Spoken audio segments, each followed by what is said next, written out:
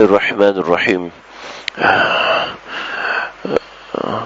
حضور نبی کریم صلی اللہ علیہ وسلم جو شریعت لے کر آئے ہیں، جو طریقہ لے کر آئے ہیں، وہ ہم سب کی زندگی میں ایسا ضروری ہے کہ تقریباً ہم میں سے ہر ایک کو ان معاملات کی ضرورت پڑتی ہے جس پہ اللہ کے نبی نے رہنمائی کی ہوئی ہے۔ اور میں کل جس بات کو شروع کیا تھا وہ یہ تھی کہ مستقبل میں ہمارے ساتھ کیا ہونا ہے، مستقبل میں جو ہم فیصلے لے رہے ہیں ان کا اثر کیا ہونا ہے، اس کے حوالے سے ہم نہیں جانتے، لیکن شریعت نے ایسا طریقہ ہم کو سکھایا ہے کہ اس طریقے کے مطابق چلنے سے یہ ہوگا کہ آگے مستقبل میں شرمندگی نہیں ہوگی یا کوئی بڑا نقصان نہیں ہوگا۔ معمولی نقصان تو کسی کو بھی ہو سکتا ہے، لیکن بنیادی طور پر اور جسے کوئی بڑا نقصان کہتے ہیں، میجر انسیڈنٹ کہتے ہیں، ویسا نہیں ہوگا۔ اور وہ طریقہ کار سکھایا ہے کہ دنیا کی زندگی میں جب بھی کوئی معاملہ ہے تو آپ کے سامنے جب ایک سے زیادہ رائے آ جائے تو اس صورت میں آپ کو کیا کرنا ہے۔ بہت سی چیزوں میں ہر انسان کی زندگی میں بے شمار رائے اس کے سامنے آتی ہیں۔ طالب علم میں وہ پڑھتا ہے، پڑھنے کے اندر اس کی ایک منزل آتی ہے اور وہ منزل کے اندر آگے دیکھتا ہے کہ جی آگے اس کو کیا پڑھنا ہے، آگے اس کو کہاں پڑھنا ہے، آگے اس کو کدھر پڑھنا ہے، آگے اس کو کیسے پڑھنا ہے اور کس مضمون میں اس کو آگے جانا ہے، یا پڑھنا بھی ہے یا نہیں پڑھنا۔ ایسے ہی کوئی کام کرنے والا ہے، اس کو زندگی میں ضرورت پیش آتی ہے کہ مجھے کون سا کام کرنا چاہیے، کس کام کی طرف جانا چاہیے، کون سا کام میرے لیے مناسب ہے، کون سا کام میرے لیے بالکل بھی مناسب نہیں۔ تو اسی طریقے سے زندگی میں بے شمار قسم کے حالات آتے ہیں۔ ہمارے ہاں عام طور پر اس چیز کی طرف توجہ نہیں کی جاتی اور اس کی وجہ سے عام طور پہ نقصانات ہو جاتے ہیں، اور جہاں توجہ کی جاتی ہے تو وہاں صحیح راستہ معلوم نہیں ہوتا جس کی وجہ سے نقصان اٹھایا جاتا ہے۔ وہ سب سے پہلی چیز ہے استشارہ اور دوسری چیز ہے استخارہ۔ استشارہ مطلب مشورہ کرنا، اور استشارہ مطلب استخارہ مطلب مشورہ کرنا لیکن اللہ سے مشورہ کرنا۔ تو یہ دو چیزیں ہیں۔ حضور نبی کریم صلی اللہ علیہ وسلم نے ارشاد فرمایا ما ندم من استشارہ، کہ وہ شخص جو مشورہ کرتا ہے کبھی بھی نادم نہیں ہوتا، اور ما خسر من استخارہ، اور وہ شخص جو استخارہ کر لیتا ہے کبھی نقصان نہیں اٹھاتا۔ تو مستقبل کے بارے میں ہم نہیں جانتے کہ کس چیز سے ہمارا نقصان ہونے والا ہے۔ اللہ کے حبیب صلی اللہ علیہ وسلم نے سکھا دیا کہ پہلے مشورہ کر لو تو تمہیں ندامت نہیں ہوگی، اور استخارہ کر لو تو تمہیں نقصان نہیں ہوگا انشاءاللہ۔ یہ دو چیزیں ہیں۔ اب ان دو چیزوں کو ایسے کیا جائے جیسے کہ ان کا حق ہے، یعنی جو طریقہ کار شریعت نے سکھایا۔ مشورے کے اندر سب سے پہلی بات مشورہ یہ ہے کہ آپ جو کام کرنے جا رہے ہیں اس کے بارے میں جو اہل رائے لوگ ہیں ان سے پہلے پوچھا جائے کہ بھئی میں یہ کام کرنا جا رہا ہوں، میری یہ استعداد ہے، میرے پاس اتنا پیسہ ہے، اتنا وقت ہے، اور یہ میری سوچ ہے، یہ میری شخصیت ہے، آپ مجھے بتائیے کہ میں اس کام کے اندر چلوں گا یا نہیں چلوں گا۔ یعنی جو آپ کے سامنے دو تین کام ہیں، جیسے ایک پڑھائی کی مثال لے لیں، ایک نوجوان ہے اور اس نے جناب بنیادی تعلیم حاصل کی، وہ آگے پڑھنا چاہتا ہے تو وہ اہل رائے سے مشورہ کرے، یعنی جس فیلڈ میں وہ جانا چاہتا ہے اس فیلڈ کے حوالے سے جو رائے والے لوگ ہیں ان سے مشورہ کرے کہ میرا یہ مزاج ہے۔ کیا ہوتا ہے بہت سے طلبہ جی ہمیں ڈاکٹری کی فیلڈ پسند ہے، اور مزاج ان کا نومیرک ہوتا ہے۔ اب نومیرک مزاج والا آدمی ہے، یعنی کہ وہ آدمی ہے کہ جو ٹیکنالوجی کو حل کرنے میں ماہر ہے، میتھمیٹک کو حل کرنے میں ماہر ہے۔ اب وہ تھیوریٹیکل فیلڈ میں نہیں چل سکتا، لیکن اس کو نظر آ رہا ہے کہ ڈاکٹر جناب پیسے بہت کما رہے ہیں، ڈاکٹر کے پاس جاب آفر بہت زیادہ ہے، تو وہ اس میں آ جاتا ہے۔ اب اس کا مزاج ہی نہیں ہے، چنانچہ فیل ہوتا ہے۔ مستقل فعل ہوتا ہے، کہتے ہیں میری زندگی میں ناکامیاں، میری زندگی میں پریشانیاں، میری زندگی میں کامیابی تو ہے ہی نہیں، راستہ ہی نہیں کھلا ہوا. ایسے ہی یہ تو نوجوان ہو گیا. ایسے میرا جی چاہتا ہے کہ میرا بیٹا حافظ صاحب بنے، اور میرے بچے کا مزاج ہی نہیں ہے. میں اس کو زبردستی ڈنڈے مار مار حافظ بنا رہا ہوں، تو وہ 3-4 سال میں حافظ تو بن جائے گا، لیکن وہ بلا دے گا، اس لیے کہ اس کا شوق نہیں ہے، اس کا مزاج نہیں ہے، اس کا ذہن نہیں. تو اس لیے اہل رائے سے مشورہ کرنا، کہ اہل رائے حضرات اس کو دیکھیں گے، اس کو پرکھیں گے، آپ کے مزاج کو دیکھیں گے، آپ کو سمجھیں گے کہ آپ کا یہ مزاج ہے، آپ کی یہ سوچ ہے، اور پھر اس حساب سے وہ آپ کو مشورہ دیں گے کہ بھئی آپ کے لیے یہ فیلڈ مناسب نہیں ہے، اگرچہ اس میں بہت پیسہ ہے یہ اور وہ.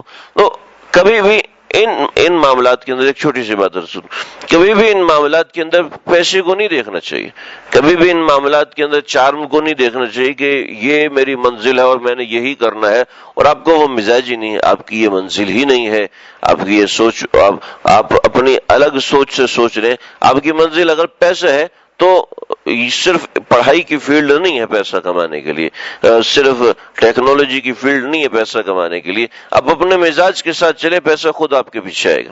تو خیر یہ ایک ضمنی بات تھی. تو ایسے اس مثال کے اندر یہ سمجھ لیں کہ اہل رائے سے مشورہ کیا جائے، یعنی جو اس فن میں ماہر ہیں ان سے مشورہ کیا جائے، نہ یہ کہ ان کی شخصیت کو دیکھ کے اس کے پیچھے چلنا. جی میں آپ کو فالو کر رہا ہوں، میں آپ کے پیچھے چل رہا ہوں، اس سے پوچھو تو صحیح کہ وہ جو جس شخصیت پہ جا کے بیٹھا ہوا ہے، جس کرسی پہ جا کے بیٹھا ہوا ہے، اس کرسی پہ بیٹھنے کے لیے اس کو کتنی قربانیاں دینی پڑی ہیں. آیا آپ اس میں سے ایک قربانی بھی دینے کو تیار ہیں؟ آپ اس میں ایک چیز، جی مجھے اس کی پرسنالٹی پسند ہے، میں اس کے پیچھے چلوں گا، میں اس کی طرح بننے کی کوشش کروں گا. پتہ ہی نہیں ہے کہ اس نے قربانیاں کتنی دی ہیں. پہلے اس سے پوچھیں کہ آپ نے جو یہاں تک پہنچے ہیں اس کے پیچھے کیا راز ہے، آیا میں اس کے اوپر چل سکتا ہوں یا نہیں چل سکتا. ایسی اپنی مرضی سے ایک شخصیت کو اچھا سمجھا، اس کا لیکچر سن لیا، اس کی بات کرنے کا انداز اچھا لگ گیا، اس کا کھانے پینے کا انداز اچھا لگ گیا، اس کی گاڑی اچھی لگی، اس کے گھر اچھا لگ گیا، اس کا لیکچر اسٹائل اچھا لگ گیا، تو جناب اس کو فالو کرنا نہیں، یہ صحیح نہیں ہے. یہ بہت غلط فیصلہ ہوتا ہے عام طور پہ، جو عام طور پہ غلطی کر دی جاتی ہے.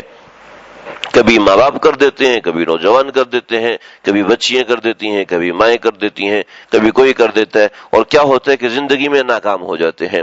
کہتے جی میرے اوپر کوئی جادو ہو گیا ہے، میں ہر چیز میں ناکام ہو رہا ہوں. جی ہر چیز میں ناکام نہیں، آپ نے صحیح مشورہ نہیں کیا تھا. اگر آپ صحیح مشورہ کر لیتے تو آپ بہت اچھی جگہ بیٹھے ہوتے. تو یہ بنیادی طور پر یہ اس مشورے کے اندر پہلی بات کہ اہل رائے سے مشورہ کیا جائے. اہل رائے سے جب مشورہ کریں گے تو انشاءاللہ ناکامی نہیں ہوگی. مشورہ دینے کے حوالے سے بنیادی طور پہ 3 باتیں ہیں. پہلی بات یہ ہے کہ اللہ کے نبی صلی اللہ علیہ وسلم نے مشورہ دینے کے آداب سکھائے ہیں کہ مشورہ دینے والا مشورہ دے اور پیچھے ہٹ جائے. کہ مشورہ دے کے پیچھے پڑ جانا، مشورہ دے کے دوسروں کو بتا میں تو اس کو مشورہ دیا تو میری بات ہی نہیں مان رہا، تو یہ غیبت میں شمار ہوگا، یہ برائی میں شمار ہوگا، یہ مشورہ دینے کا نقصان شمار ہوگا کہ آپ نے جو مشورہ دیا وہ غلط طریقے سے دیا. مشورہ دینے والا المشار مؤتمن، مشورہ دینے والا امین ہوتا ہے. ایک صحابی رسول صلی اللہ علیہ وسلم اپنے ایک ہمسائے سے بہت تنگ تھے، بہت پریشان تھے، یعنی بہت پریشان کیا ہوا تھا. تو اپنے ایک دوست کے پاس گئے اور کہنے لگے دیکھو پیسے میں تمہیں دے رہا ہوں، یہ پیسے لے لو اور میرے ہمسائے کو کہو کہ میں تمہارا گھر خریدنا چاہتا ہوں. چنانچہ انہوں نے کہا بہت اچھا.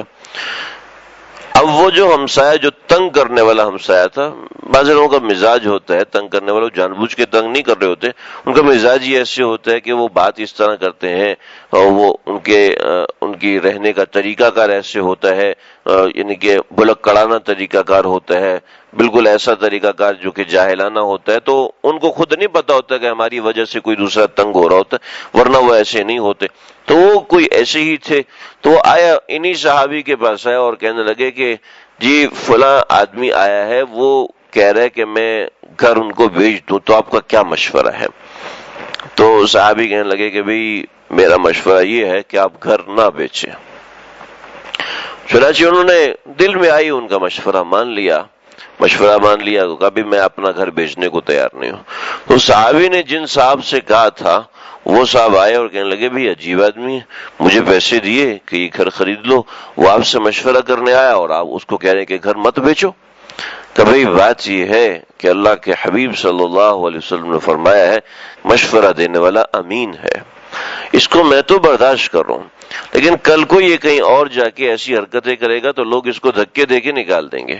تو مشورہ تو یہی ہونا چاہیے تھا کہ گھر نہ بیچے۔ تو مشورہ تو امانت ہے، مشورے میں اپنا مفاد نہیں دیکھا جاتا بلکہ مشورے میں دوسرے کا مفاد دیکھا جاتا ہے۔ اورنگزیب عالمگیر رحمت اللہ علیہ جنگ ہو رہی تھی، جنگ ہوتے ہوئے بالکل آخری سٹیج پر پہنچ گئی۔ آخری سٹیج پر پہنچ کر صبح یعنی کہ آخری مرحلہ تھا جنگ کا، اور مقابلے کے بعد دشمن نے ہار جانا تھا۔ جو ہندو راجا تھا وہ رات کے وقت اورنگزیب عالمگیر کے پاس آیا اور کہنے لگا کہ میں پریشان ہوں، صبح تو آپ مجھے مار دیں گے، قتل کر دیں گے، میں کیا کروں، آپ مجھے مشورہ دیں۔ دشمن خود مشورہ کرنے آئے، اس کو پتا تھا کہ مسلمان کبھی غلط مشورہ نہیں دیتا، اپنی مرضی کی رائے کا مشورہ نہیں دیتا۔ چنانچہ اورنگزیب عالمگیر رحمت اللہ علیہ اس سے فرمانے لگے کہ تم ایسا کرو کہ اپنے مد مقابل سے امان لے لو، اپنے مد مقابل سے امان لے لو۔ تو لگے کہ تو کیا آپ امان دے دیں گے؟ کہ مجھے چھوڑو، جو تمہارا مد مقابل ہے وہ جانے، اپنا مشورہ کرے گا اپنے دوستوں سے، اگر انہوں نے کہا امان دے دو تو امان دے دیں گے تمہیں۔ تو کہا بہت اچھا۔ اگلے دن چلے گا اور سفید جھنڈا دکھا دیا صبح کے وقت جب سفید جھنڈا دکھایا تو اورنگزیب عالمگیر نے کہا کہ یہ ایک نئی بات ہوئی ہے، اور اپنے ساتھیوں سے مشورہ کیا۔ انہوں نے کہا جب باغی بغاوت سے باز آ گیا تو ہمیں مقابلہ کرنے کی ضرورت نہیں ہے، لہٰذا اس کو چھوڑ دو۔ تو دوسروں نے کہا کہ یہ پھر مقابلے کے لیے آئے گا، ایسا ویسا کرے گا۔ انہوں نے کہا جب باغی بغاوت سے باز آ گیا تو اب مقابلے کی کوئی بات نہیں ہے، لہٰذا چھوڑ دیا۔ تو جو خاص وزارات تھے وہ کہنے لگے کہ حضرت یہ کیا، اورنگزیب عالمگیر بڑے اللہ والے بادشاہ تھے، حضرت یہ کیا، خود ہی آپ نے مشورہ دیا اور آج ہم اس کا ایک ہلے میں ہوتے ہو یہ سب کے سب ختم ہو جاتے، بغاوت کا سر کچلا جاتا۔ فرمانے لگے میں کیا کرتا، مجھ سے مشورہ کر لیا تھا۔ اور مشورہ دینے والا امین ہوتا ہے، اس نے امانت کا حق ادا کرنا ہوتا ہے، لہٰذا کوئی کسی سے مشورہ کرے تو پورے دل و جان سے مشورہ دے، کہ مشورہ جو کوئی دوسرا مانگتا ہے، آپ کے پاس کسی چیز کا تجربہ ہے، اس تجربے کے اعتبار سے کوئی آپ سے مشورہ مانگتا ہے تو یہ امانت ہے، یہ مذہبی فریضہ ہوتا ہے کہ اس کو ادا کرنا ضروری ہے، اس کی پوری توجہ سے بات سنی جائے۔ یہ نہیں کہ ایک کان سے اس کی بات سن رہے ہو دوسرے کان سے اپنے کام کر رہے ہیں، یہ نہیں ہونا چاہیے۔ تو مشورہ کہ پہلا درجہ یہ کہ مشورہ دیا جائے، اور مشورہ دینے کے بعد اس کو چھوڑ دیں کہ وہ عمل کرتا ہے یا نہیں کرتا۔ ہمارے بڑے بڑے دیندار طبقوں میں یہ ہوتا ہے کہ مشورہ دینے کے بعد کہتے ہیں میں نے تو مشورہ دیا تھا، ہماری بات ہی نہیں مانی، میں تو ہر دفعہ یہی مشورہ دیتا ہوں لیکن بات مانتے نہیں۔ بھئی آپ نے مشورہ دیا تھا، حکم نہیں دیا تھا۔ تو مشورہ دینے کے بعد بھول جانا چاہیے کہ کیا مشورہ دیا تھا اور کیسے مشورہ دیا تھا، چاہے وہ والد ہے، چاہے وہ والدہ ہے، چاہے وہ شیخ ہے، چاہے استاد ہے، چاہے بڑا ہے، مشورے کو مشورے کی حد تک رکھے، ورنہ آج مشورے کو پروفیشن نہ بنائے۔ ایک بات۔ پھر دوسری چیز ہے کہ مشورہ دینے والا اس نے مشورہ دیا اور انتظار میرے مشورے پہ عمل ہو، یہ غلط ہے۔ اور تیسری چیز کہ مشورہ دینے کے بعد غیبت کرنا شروع کر دے، میں نے دیا تھا مشورہ، انہوں نے بات نہیں مانی۔ تو یہ تیسری بات، یعنی کہ مشورہ دینے والے کو گناہ ہوگا کہ تم نے کیوں مشورہ دیا، تو اس چیز سے بچنا ہے۔ دوسری چیز استخارہ۔ استخارے کا مطلب ہے اللہ سے مشورہ کرنا، اور سمجھ لیجئے کہ استخارہ ہمیشہ استشارے کے بعد ہوتا ہے۔ ہمارے ہاں استشارہ ہوتا نہیں ہے اور ڈائریکٹلی استخارہ کرتے ہیں۔ یا تو ایک بات یہ ہے کہ اس مشورے کا موڈ نہیں ہو رہا، دل نہیں ہو رہا مشورے کا، کوئی بات نہیں، اب مشورہ نہ کریں۔ اب یہ سمجھ میں آ رہا ہے کہ بھئی اس بارے میں کس سے مشورہ کو، شرم آتی ہے، بات ایسی ہے، پریشانی ہے، یا کوئی بندہ میسر نہیں ہے، مشورے کے لیے تو ٹھیک ہے، اب ایسا کرے کہ اللہ سے استخارہ کرے، اللہ سے مشورہ کرے، اور اس کا طریقہ بہت آسان ہے۔ اس کا طریقہ کار یہ ہے کہ یکسو ہو کے سوچے، بیٹھنے کی بھی ضرورت نہیں، یکسو ہو کے سوچے، اور یکسو ہو کے سوچے کہ اے اللہ آپ میرے دل میں ڈالیے کہ مجھے کیا کرنا چاہیے۔ اس کا نام ہے استخارہ۔ اس کی مختلف دعائیں بھی حدیث میں منقول ہیں۔ اللہم اغفر لی واختر لی، یہ بڑی مختصر دعا ہے، اور ایک جامع دعا، تھوڑی بڑی دعا ہے، وہ بھی حدیث میں ہے۔ بہتر ہے کہ 2 رکعت نماز پڑھ کے اس کو پڑھا جائے، اور اگر 2 رکعت نماز پڑھنے کا وقت نہیں ہے تو ویسے ہی اس کو پڑھ لیا جائے، اور ویسے اس کو پڑھنے کا بھی وقت نہیں ہے تو یہ چھوٹی دعا پڑھ لی جائے، اور اگر اس کو بھی پڑھنے کا وقت نہیں ہے تو اللہ سے کہ اللہ جی جو صحیح اور خیر کا معاملہ ہے وہ میرے دل میں القاء فرما دیجئے، اور دل جس طرف مائل ہو اس کام کو کر لے۔ یہ طریقہ کار ہے استخارے کا۔ ہم نے ہماری من حیث القوم، ہم لوگ معافی کے ساتھ اتنے سست ہیں کہ پیٹ میں میرے درد ہے اور دوائی میرا بھائی کھائے گا، یعنی کہ استخارہ مجھے کرنا ہے اور کر کے مولوی صاحب دے گا۔ استخارہ مجھے کرنا ہے، اور ٹی وی پہ جو آ رہا ہے اس نے فون نمبر دیا ہے، وہ استخارہ کر کے دے گا۔ بھائی وہ استخارہ کہاں سے کر کے دے گا؟ پیٹ میں درد تو میرے ہے، دوائی تو مجھے کھانی ہے، دوائی اسے تو نہیں کھانی۔ جس درد سے میں اللہ سے مشورہ کروں گا وہ تو نہیں کرے گا۔ گو دوسرے سے استخارہ کروانا جائز ہے، کسی دوسرے سے استخارہ، جیسے بندہ پریشان ہے تو اماں آپ استخارہ کر دیجئے، جائز ہے، ابا آپ استخارہ کر دیجئے، جائز ہے، کسی اور سے بھی کروا لیا تو جائز ہے۔ لیکن دراصل استخارہ تو اپنے لیے ہوتا ہے۔ استخارے میں تو یہ ہوتا ہے کہ اللہ سے بندہ خود مشورہ کرے۔ تو اللہ سے مشورے کی یہ نوعیت ہے کہ آدمی صرف اتنا سوچے کہ اللہ جی جو بہتر بات ہو وہ آپ میرے دل میں القاء فرما دیجئے، اور دل میں جو بات آئے اس کے اوپر عمل کرے، اگرچہ خواب اس کے برخلاف آیا ہو۔ استخارے کے اندر خواب کی کوئی ویلیو نہیں ہے کہ خواب آیا تو یہی کرنا ہے، اس کے علاوہ نہیں کرنا۔ خواب آ جائے تو اچھی بات ہے، اس میں کوئی ایسا نہیں۔ خواب آ بھی جاتے ہیں، بعض لوگوں کی قوت خیالیہ اتنی مضبوط ہوتی ہے کہ خواب ان کو آ جاتا ہے اور اس سے فرق محسوس ہوتا ہے۔ ہمارے جاننے والے، انہوں نے بڑا مسئلہ تھا، بچی کے رشتے کے بارے میں استخارہ کیا، کسی بہت بڑے بزرگ کے ہاں رشتہ ہو رہا تھا، تو کہنے لگے بھی میں استخارہ کر لوں۔ انہوں نے کہا میں نے خواب دیکھا کہ میں کچن بنا رہا ہوں، اور کچن سارا کا سارا بن چکا ہے، اور کچن میں ایک ٹائل آخری لگانا باقی ہے، وہ میں لگا رہا ہوں، وہ ٹائل فٹ آ رہی ہے، پوری آ رہی ہے، لیکن اس جگہ پہ بیٹھ نہیں رہی۔ ہم نے بڑا زور لگا لیا لیکن اس جگہ پہ بیٹھ نہیں رہی۔ کبھی خواب بالکل واضح اور دل بھی آپ کا نہیں مان رہا، تو خواب نے آپ کے دل کا اشارہ پکا کر دیا کہ آپ یہاں پر رشتہ نہ کریں، اور بعد میں پتہ چلا کہ کوئی ایسی مناسبت کی بات نہیں تھی۔ تو بہرحال عام طور پہ ہمارے ہاں رشتوں میں استخارہ کا نام لے دیا جاتا ہے، جی ہم استخارہ کریں گے، اس کے بعد بتائیں گے، اور اس کے بعد کوئی کسی کو بطخ نظر آ جاتی ہے، کسی کو مرغی نظر آ جاتی ہے، کسی کو کچھ، تو اب وہ پوچھ رہے تھے جی بطخ نظر آئی، مرغی نظر آئی، بطخ آئے، مرغی آئے، یا مور آئے، یا سونا آئے، یا چاندی آئے، اس کی کوئی اہمیت نہیں ہے، بلکہ آپ کا دل کیا کہہ رہا ہے۔ عام طور پہ رشتوں میں استخارے کا بولا جاتا ہے، رشتوں میں سب سے پہلے استشارہ ہوتا ہے، استخارہ بات کی بات ہے۔ اگر مشورے میں آ گیا کہ جی یہاں پر کرنا ہے تو اب استخارہ کرنا رسم ہے۔ حضرت تھانوی رحمۃ اللہ نے اصلاح الرسوم میں لکھا ہے کہ اب استخارہ نہیں کرنا، اور ہمارے ہاں صرف زندگی میں ایک بار استخارہ کیا جاتا ہے، اور وہ رشتے کے لیے کیا جاتا ہے، اور بس اللہ کے نبی صحابہ کرام کو ہر معاملے میں استخارہ کرنے کا طریقہ سکھایا کرتے تھے، اور ایسے استخارہ سکھاتے تھے جیسا کہ نماز سکھاتے ہیں۔ تو استخارہ بہت اہم کام ہے۔ جہاں بھی جب تردد آ جائے بین الامرین، 2 کاموں کے درمیان، وہاں استخارہ کر لو۔ وہاں سب سے پہلی چیز استشارہ ہے۔ اگر میسر نہیں ہے کوئی بھی، جیسے آج کے اندر تو آج کے حالات میں تو استخارے کے لیے کوئی بھی میسر ہو سکتا ہے، بہت استشارے کے لیے کوئی بھی میسر ہو سکتا ہے بہت آسانی کے ساتھ، لیکن کوئی میسر نہیں تو پھر استخارہ کرو۔ اور ایسا نہیں ہے کہ کسی ایک چیز کے لیے زندگی میں رشتے کے لیے استخارہ کر رہے ہیں اور 1-2 چیزوں کے لیے استخارہ نہیں، رجوع الی اللہ ہر موقع پر اللہ نے سکھایا ہے کہ یہ صرف ایک جگہ پر نہیں ہے، رجوع الی اللہ بھی ہو، پھر اس کے ساتھ اللہ تعالیٰ سے دعا بھی ہو۔ تو یہ 2 چیزیں ہیں جو اگر مسلمان اپنی زندگی کے اندر داخل کر لے، میں اور آپ اگر اپنی زندگی میں داخل کر لیں تو اس سے زندگی کے اعمال کے اندر، زندگی کے کاموں میں رجوع الی اللہ بڑھ جاتا ہے، یعنی اللہ سے تعلق بھی بڑھ جاتا ہے اور کاموں کے اندر بہتری بھی آنا شروع ہو جاتی ہے۔ اللہ تعالیٰ مجھے، اللہ آپ کو، ہم سب کو سمجھنے کی، عمل کرنے کی توفیق عطا فرمائے۔ وآخر دعوانا